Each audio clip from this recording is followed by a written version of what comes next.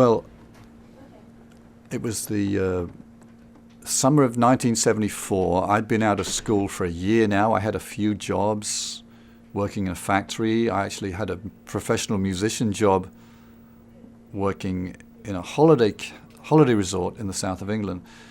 And then that was all over, and I came home, and I was living at home with my mom, and now I'm 19. I'm thinking, well, what about all my great plans to become a musician?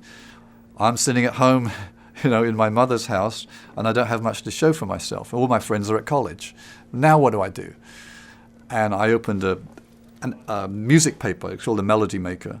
And in the back pages, they had, musician wanted ads. So I just started calling, and we didn't even have a telephone, actually. I had to go to the corner of the street to use a payphone to call,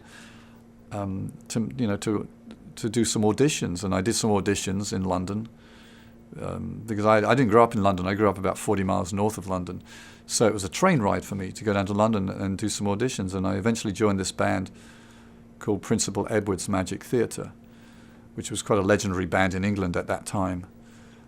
And I joined them, rehearsed with them for a few weeks, recorded some songs, and then they broke up.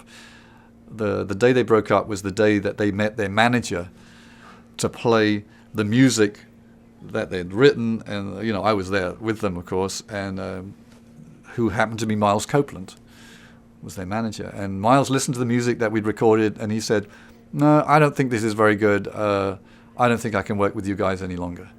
And that was it. The band was over. But Miles remembered me, and Al Stewart's manager he knew Al Stewart's manager. In fact, I think it was British Talent Managers was the company, and they were all together managing all these different acts. So Luke O'Reilly was actually Al Stewart's manager, but he was partnered with Miles. And anyway, the word got around that Al Stewart needed a keyboard player. And somehow my name came up through my association with the band Principal Edward's Magic Theatre, because of Miles and because of all that. And I got a call one day, "Do you want to join Al Stewart on tour playing keyboards?" I said, "Sure." Now, if I was just a guitar player, which is what most people think of me as, I would never have got that gig, and I probably wouldn't be here now. So learning to play keyboard at an early age really helped me to say, yeah, I play keyboard, and I joined Al Stewart as a keyboard player. In fact, I auditioned for him at Miles Copeland's house. And Miles Copeland, for those who don't know, started IRS Records,